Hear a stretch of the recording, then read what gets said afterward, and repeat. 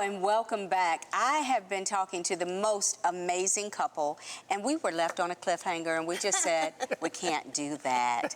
This is This Day with BJ Arnett. I'm BJ, of course, and my guests are Bill and Pam Farrel. Thank you so much. Let's go back just a tiny bit, so we can get to, so you spent time in heaven. In heaven.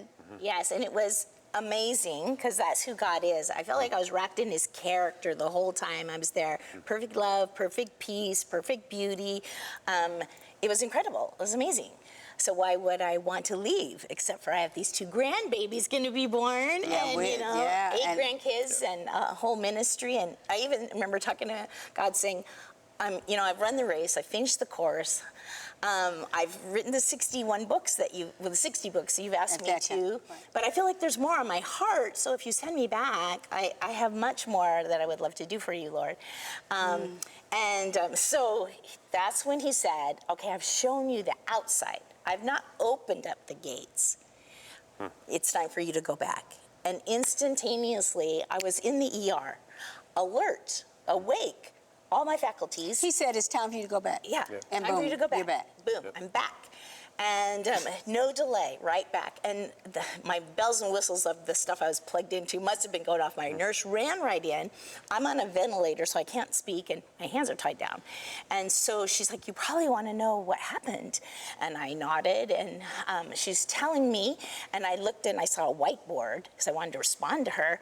And she's like, you want to write me a note? And I nodded. So she brought it over to me, and I wrote, heart, thanks, happy face, and I pointed an arrow towards her, and she started to cry. She's like, nobody ever thanks us. In my brain, I'm thinking, what's wrong with humanity? You save people every day, all day.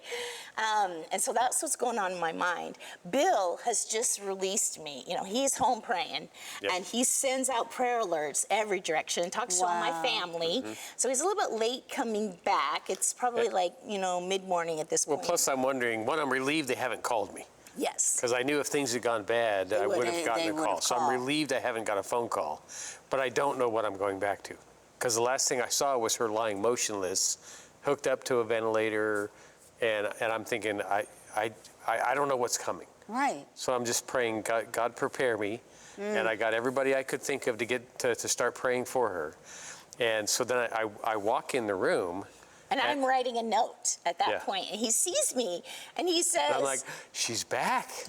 She's writing, and she's bossing people around.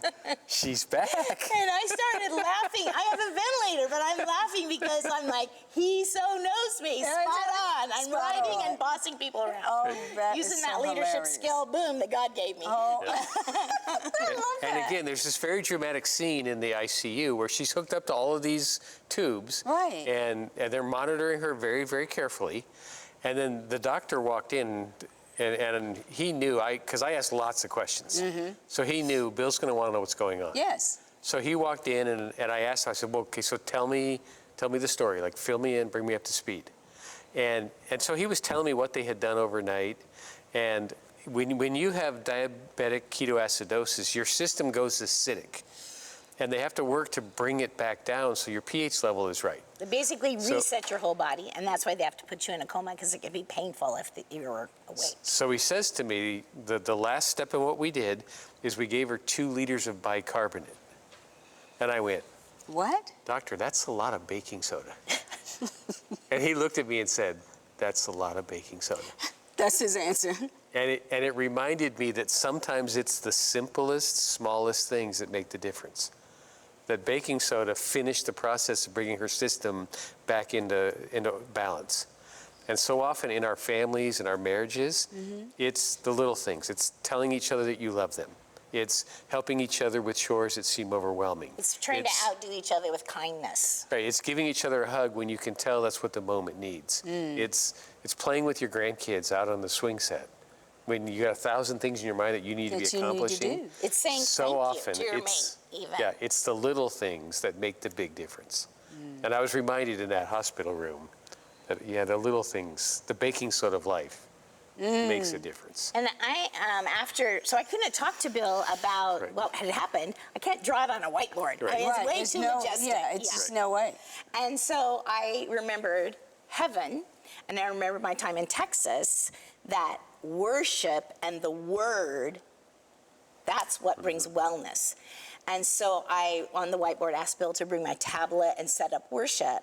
And so the rest of that next 24 hours, that's all I did. I just worshiped. And I followed the model of the angels in heaven, you know, that had been dancing and worshiping. It was so beautiful. And all the music was based on the word. And so I just soaked in that. And then they took out the ventilator, and I was able to explain to Bill what happened. And Bill was the man that I married, and he's like, that sounds incredible, Pam. Tell me more. No doubts, no like, what? Yeah, he believes. He just my believed experience. your experience. But it was interesting watching Pam because it took several phases for her to get the story out. Like, because it was too big. It was too piece much. at a time. Yeah. And so often that's what happens in our relationship with God is like the moment of salvation, it's dramatic. It's dramatic, But yes. you don't really know what's happened to you. No, you don't. So you have to grow into it and learn what happened. And then you realize, wow, it was even more amazing than I thought. Like, Bill and I have been redeemed from so much of our family history. You know, my dad was an alcoholic. Well, I didn't marry an alcoholic. I guess asked God to redeem that. And now, you know, 45 years later, I'm realizing the fruit of that simple prayer. Lord, please don't let me repeat those bad habits. Yep. And then you know how our friends are. You go through something dramatic, you go through something difficult. Somewhere along the line, people start asking you the question, so what did you learn through all that? What did God teach you through all that? Yeah. Right. And so I knew the question was coming. And the thing that God impressed upon me is we don't have to be strong for God to be strong. Like in one of Pam's weakest moments of her life, she inspired lots of people. Yeah.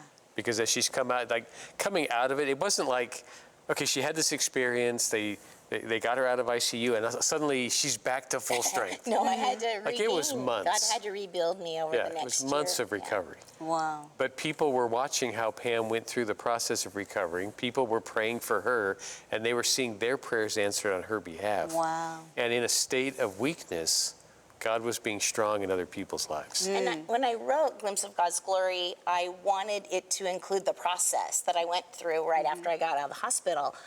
Like, I'm just curious, God. I've always appreciated that there are angels, but what does your word say about angels? Lord, I've studied heaven, but not in depth. And now that I've been there, what does your word say about heaven? Oh, this whole near-death experience, yeah, I heard about that in college, but what does your word say about near-death, and who saw it? And, you know, down to Paul. It was amazing how many people have had a glimpse of God's glory.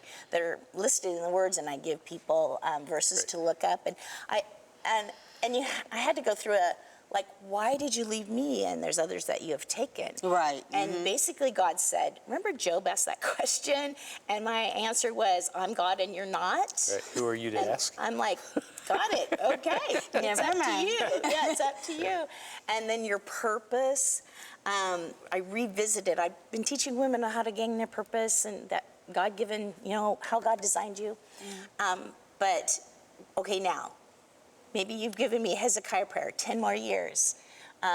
What would you like me to do with those 10 more years? And maybe longer, I don't know. So revisiting that.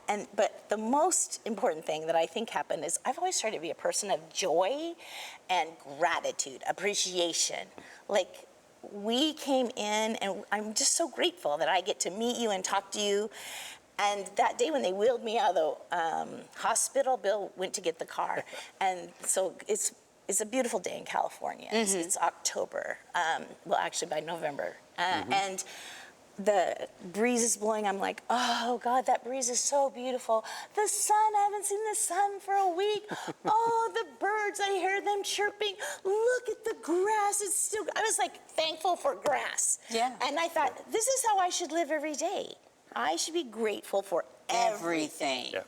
And I have appreciated looking for those blessings now every day, the little things. And one of the reasons we call it a glimpse of God's glory is because we realize none of us have the faculties to understand what God has out there for us. Right. Like Pam has tried to describe what she went through, and every time she describes it, I can tell she doesn't quite have the words. Eyes have not seen, ears have not heard what God has in Yes. store. Like one of the questions I asked her was, I said, Pam, you've mentioned that you heard music.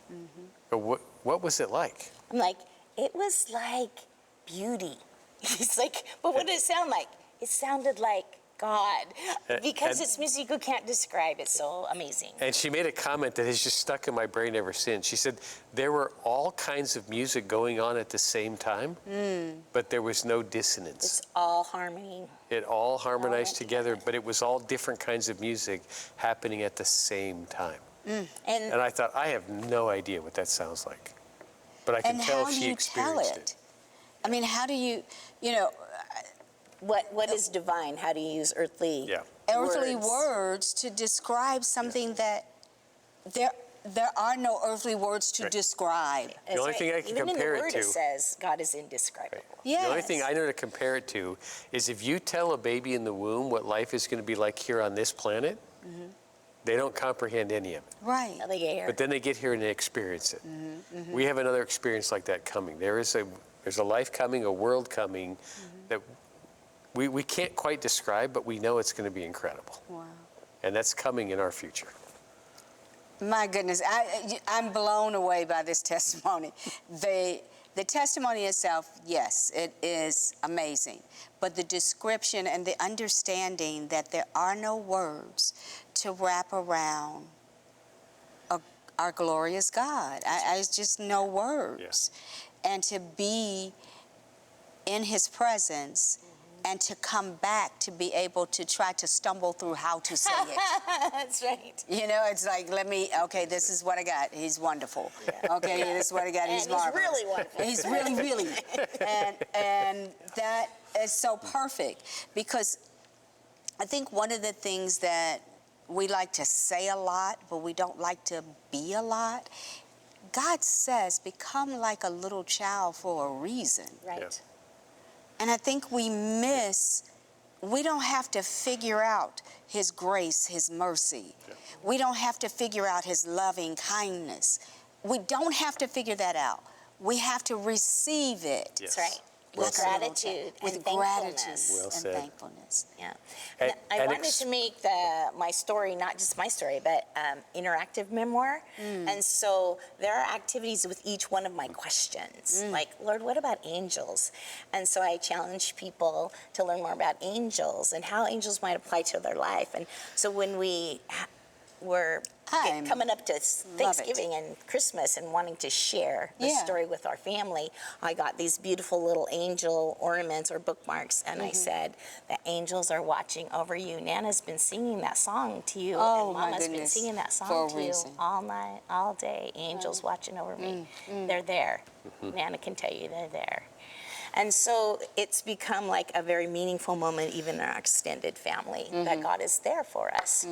And it becomes a reality versus something that is far distant that we can't grab a hold of. You brought it into the family close Indeed. so that they can receive it as the gift that it is. And that is quite remarkable. Yep. Quite remarkable. You That's all God. that's God. He's remarkable. You guys are wonderful. To spend time with you is quite a joy. Well, the name of this book is Glimpse of God's Glory, One Woman's Near-Death Experience. Y'all, thank you so much. Thank you. Bill and Pam, Thank you you. just have landed a wonderful program. You guys, if you are having some doubts as to who he is, just grab a hold to, he's indescribable. He's just that good. And he's just for you. He is more than you can ask or think. He's just for you. He is the gift. God bless you. Thank you for joining us. Bye-bye.